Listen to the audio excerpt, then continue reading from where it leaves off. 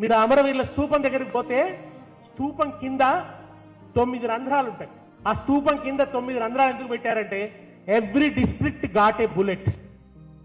ప్రతి జిల్లా బుల్లెట్ గాయాన్ని తిన్నది, బుల్లెట్ తిన్నది. నిర్దాక్షిణ్యంగా కాల్పులు జరిపారు, విచక్షణ రహితంగా కాల్పులు జరిపారు. తెలంగాణ వాళ్ళు ఏందా మాట్లాడేది, తొట్టిపారేయండి అనే వైఖరి. ఆ పైన సాంచి నుంచి తీసుకున్న ఒక ఇట్లా ఆర్చ్ లాంటిది ఉంటుంది అనమాట. ఆ ఆర్చ్కి అర్థం ఏంటంటే ఆ ఆర్చ్ కింద ఎవరి పేర్లు రాయబడతారో వాళ్ళు పవిత్రాత్మలు. ఆ పైన మీకు అశోక చక్రం ఉంటుంది. ఎందుకు అశోక చక్రం? ఎందుకు అశోక చక్రం అంటే తెలంగాణ బిడ్డలు చేసింది ధర్మబద్ధమైన పోరాటం. లేనిది అడగలేదు.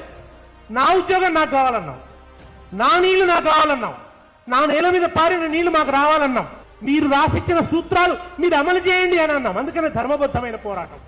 ఆ పైన మార్బుల్ స్టోన్తో ఉంటుంది పైన, అది అరవిచ్చిన మల్లెమొగ్గ.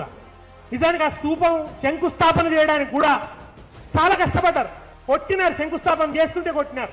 అంటే మన కోసం మన బిడ్డలు చనిపోతే ఒక స్తూపం కట్టుకునే హక్కు అవకాశం కూడా మనకి ఇవ్వలేదు. మళ్ళా ఆ స్తూపం ఒక కూడలిగా ఎప్పుడు మారింది? తెలంగాణ బిడ్డలకు ఏ కార్యక్రమం చేసినా అక్కడికి పోయి దండం పెట్టి మొదలు పెట్టే పవిత్ర పుణ్యస్థలిగా ఎప్పుడు మారింది? తిరిగి తెలంగాణ ఉద్యమం ఉవ్వెత్తున ఎగిసిన తర్వాతనే.